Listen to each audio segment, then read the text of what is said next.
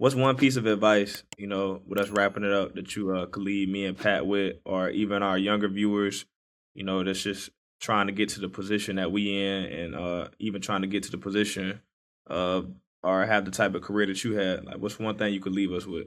Well, I mean, you guys got a few years under your belt. I know, T.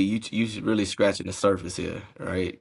Finishing your second year, banged up a little bit this year, but man, enjoy it while you're in it. And what I mean is, it's not just during the season, even in the off season. The more you can spend time with those you go to battle with, when you're not like out there sweating and trying to push through, whatever workout or practice you going through, just build those bonds. One of my biggest therapy sessions happens every day, and that's in a group text with a bunch of guys I play with from the Broncos. And whether they know it or not, like that's probably the best resemblance of a locker room that I have. And it's just through the bullshit that we talk about. The different social media clips that we send each other, all the banter that goes back and forth. Guys I played with, Y'all guys be I sending, didn't play with. y'all be sending TikToks back and forth. Bruh, I'm still not on TikTok, but there's no shortage of IG clips and Twitter clips coming back and forth. So it's just one of those things though that I lean on because I know everybody's alive and well, right? We talk about benefits a lot, man. It's just so much stuff. It's our room that we've created virtually, and I didn't start it, but I definitely won't get out of it. Some guys have gotten out of it, and for whatever reason, I'm like, man, this is therapy for me. Like, I need to see that these guys are doing well. I need them to know I'm doing well. We talk shit about Bama, Georgia. It's all kinds of stuff you could, bring up with guys you play ball with, man. And there's no limits to the things we go into. So I appreciate them for, getting that going. And I take pride in being a part of it. All right, man. Well, we wrapping it up, man. Last question, champ. Before we go, we got to get into this, especially with Pat having the number one seed. We recently had Richard Sherman on the show, and he told us that the 2014 Seahawks were extremely confident going into that Super Bowl. From Yeah, the they Broncos, should have been. from the Broncos side, what was going on internally on your guys' end? How did y'all feel going into it?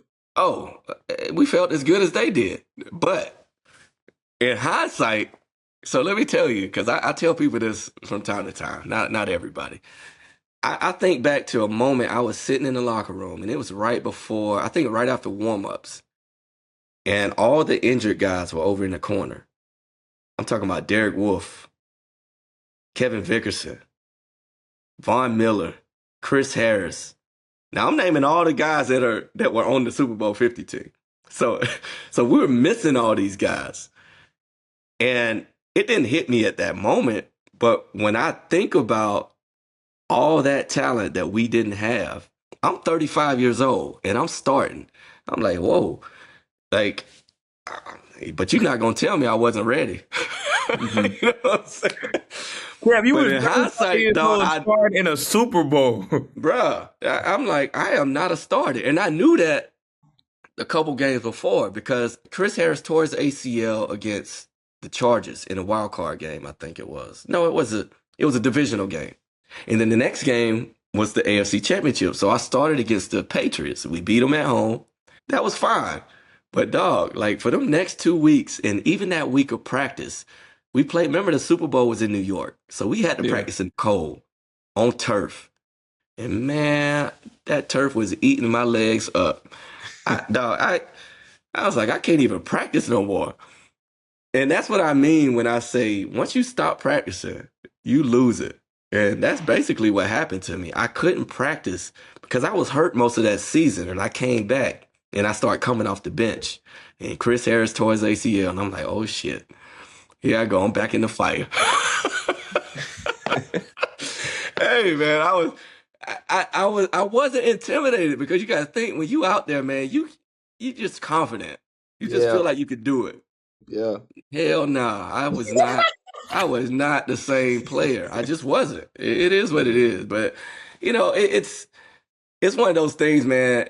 You don't think about it at the time, but I look back and I'm like, damn, man, there was no way we were gonna win that game without them boys that was on that wall standing there watching us get ready for this game. I'm like, no freaking way. You gotta think too, at that time, number one defense gets the number one offense. Our offense. Probably I think it was the highest scoring offense in NFL history. Peyton had like 50 touchdowns, crazy.